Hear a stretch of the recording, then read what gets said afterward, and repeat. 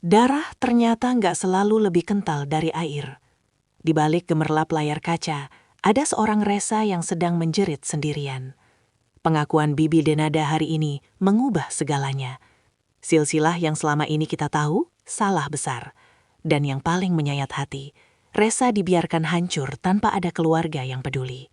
Ini bukan drama settingan, ini jeritan hati seorang bibi yang tak tega melihat keponakannya ditelantarkan. Kita bedah faktanya sekarang. Suasana di ruangan konferensi pers itu terasa begitu berat, seolah udara dipenuhi oleh partikel-partikel rahasia yang sudah terlalu lama membusuk di dalam lemari keluarga besar. Bibi Denada, sosok yang selama ini dikenal tenang dan jarang tampil di hadapan kamera, kini duduk dengan punggung tegak namun mata yang menyimpan badai.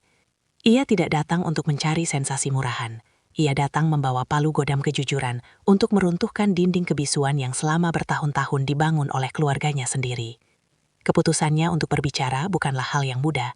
Ada pertarungan batin yang luar biasa hebat antara menjaga kehormatan nama besar keluarga atau menyelamatkan satu nyawa yang sedang terinjak-injak ketidakadilan. Dengan suara yang sedikit bergetar menahan tangis, ia memulai kalimat pertamanya yang langsung menyayat hati siapapun yang mendengarnya. Ini bukan sekadar klarifikasi selebriti biasa. Ini adalah jeritan putus asa seorang wanita yang menyaksikan ketidakadilan terjadi di depan matanya sendiri. Sebuah pengakuan dosa kolektif yang akhirnya dimuntahkan karena nurani yang tak lagi mampu berkompromi dengan kemunafikan. Selama bertahun-tahun, publik disuguhi sebuah dongeng yang indah mengenai siapa itu Resa. Kita semua terbuai oleh narasi tentang latar belakangnya yang terhormat, silsilahnya yang dianggap murni, dan koneksi keluarganya yang tampak harmonis.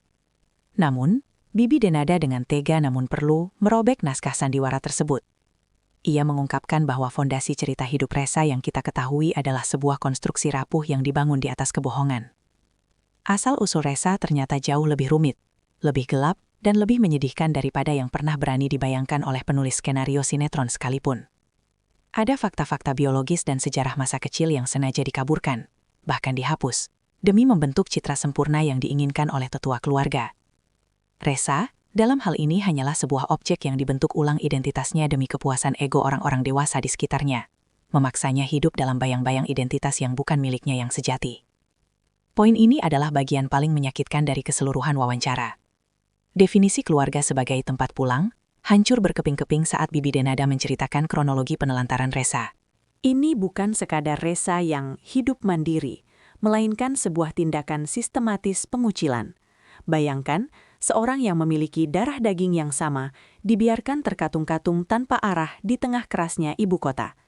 Saat Resa jatuh, saat ia kehilangan segalanya, teleponnya tidak pernah diangkat, pesan singkatnya hanya dibaca tanpa balasan, dan pintu-pintu rumah mewah keluarganya tertutup rapat.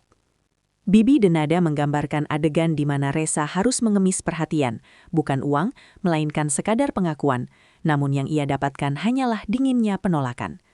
Fakta bahwa penelantaran ini terjadi saat Resa berada di titik nadir kehidupannya, menambah tebal lapisan kekejaman yang dilakukan oleh mereka yang seharusnya menjadi pelindung utamanya. Bibi Denada tidak segan-segan melukiskan kontras yang tajam dan ironis yang terjadi dalam keluarga ini. Di satu sisi, media sosial keluarga besar Resa dipenuhi dengan pameran kemewahan, liburan ke luar negeri, tas bermerek, dan pesta-pesta eksklusif yang memamerkan kebahagiaan semu. Namun, di sudut kota yang lain yang jauh dari sorotan lampu kamera, Resa sedang berjuang untuk sekadar memastikan apakah ia bisa makan hari itu atau tidak.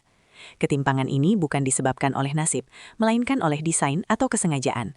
Sang bibi menceritakan dengan detail bagaimana ia melihat sendiri Resa yang kurus kering, wajahnya pucat pasi tanpa rona kehidupan, sementara sepupu-sepupunya sedang bersulang sampahnya di Bali. Ini adalah potret ketimpangan sosial yang terjadi dalam lingkup terkecil masyarakat, yaitu keluarga, yang menunjukkan betapa matinya rasa empati mereka terhadap anggota keluarganya sendiri yang sedang sekarat secara finansial dan mental. Seperti halnya kisah tragis klasik lainnya, akar dari segala kejahatan ini ternyata bermuara pada satu hal, uang. Bibi Denada secara tersirat namun tajam menyinggung adanya konflik perebutan aset dan warisan yang menjadi bensin pembakar hubungan keluarga ini. Resa, yang mungkin dianggap sebagai ancaman atau beban dalam pembagian kue keluarga, perlahan-lahan disingkirkan dari lingkaran inti. Ada ketakutan bahwa jika Resa dibantu atau diakui posisinya, maka jatah atau kenyamanan pihak lain akan terganggu. Keserakahan telah membutakan mata hati mereka, mengubah hubungan persaudaraan menjadi hitung-hitungan untung rugi layaknya sebuah perusahaan yang sedang memangkas karyawan yang tidak produktif. Resa dikorbankan di altar keserakahan, dijadikan tumbal demi menjaga stabilitas finansial pihak-pihak tertentu yang tidak ingin berbagi. Dampak dari penelantaran dan kebohongan asal-usul ini menghantam psikologis Resa dengan kekuatan yang menghancurkan. Bibi Denada menceritakan kondisi mental Resa yang sempat menyentuh level mengkhawatirkan. Ia bukan hanya sedih, ia hancur. Merasa tidak diinginkan oleh orang tua dan kerabat sendiri adalah jenis luka yang tidak bisa disembuhkan oleh obat apapun. Ada malam-malam panjang di mana Resa hanya bisa menatap langit-langit kamar sempitnya, bertanya-tanya apa dosa besarnya hingga ia diperlakukan lebih rendah dari orang asing. Rasa tidak berharga, perasaan terbuang, dan krisis identitas bercampur menjadi racun yang menggerogoti jiwanya perlahan. Pengakuan sang bibi ini membuka mata kita bahwa pembunuhan tidak selalu menggunakan senjata tajam. Pengabaian dan penelantaran emosional adalah cara paling sadis untuk membunuh jiwa seseorang secara perlahan. Di tengah narasi yang begitu gelap dan penuh keputusasaan ini, sosok Bibi Denada muncul sebagai satu-satunya anomali. Ia adalah satu-satunya orang yang berani memecah barisan, menentang kesepakatan diam-diam keluarga besar untuk membuang Resa. Tindakannya ini bukan tanpa risiko.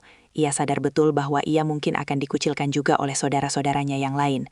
Namun rasa kemanusiaannya mengalahkan rasa takutnya. Ia menceritakan bagaimana ia sembunyi-sembunyi memberikan bantuan, bagaimana ia menjadi tempat sampah bagi air mata Resa ketika tidak ada lagi telinga yang mau mendengar. Keberanian Bibi Denada adalah bukti bahwa dalam sistem yang paling rusak sekalipun, masih ada harapan jika satu orang berani berkata cukup. Ia menempatkan dirinya sebagai tameng terakhir bagi Resa, meski ia sendiri harus berdarah-darah menghadapi tekanan dari pihak keluarga yang berkuasa. Salah satu poin paling krusial yang dibahas adalah betapa hebatnya kemampuan akting keluarga ini di depan publik. Bibi Denada membongkar kepalsuan interaksi di media sosial.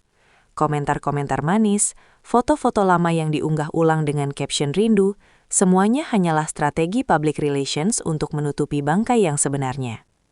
Ketika netizen memuji kekompakan mereka, di belakang layar mereka bahkan tidak sudi menyebut nama Resa. Hipokrisi ini dibeberkan secara telanjang oleh sang bibi untuk memberi pelajaran kepada masyarakat agar tidak mudah tertipu oleh citra digital. Apa yang terlihat di Instagram hanyalah etalase yang sudah dipoles, sementara gudang di belakangnya penuh dengan debu penelantaran dan sarang laba-laba kebencian. Sebelum akhirnya memutuskan untuk speak up, Bibi Denada mengakui bahwa dirinya dan Resa sempat menerima tekanan untuk tetap bungkam. Ada upaya-upaya intimidasi halus agar rahasia tentang asal-usul dan kondisi Resa yang sebenarnya tidak bocor ke media. Jaga nama baik keluarga adalah mantra yang terus diulang-ulang untuk membelenggu mereka. Namun, Bibi Denada menyadari bahwa diam justru memperburuk keadaan. Tekanan-tekanan tersebut justru menjadi bensin yang membakar semangatnya untuk melawan. Ia menggambarkan betapa mengerikannya hidup dalam ancaman sanksi sosial dari keluarga sendiri, di mana kejujuran dianggap sebagai sebuah pengkhianatan besar. Keberaniannya hari ini adalah perlawanan total terhadap hegemoni kekuasaan dalam struktur keluarganya yang toksik. Menutup kesaksian panjangnya yang melelahkan secara emosional, Bibi Denada tidak hanya berhenti pada curhat. Ia melempar sebuah ultimatum keras.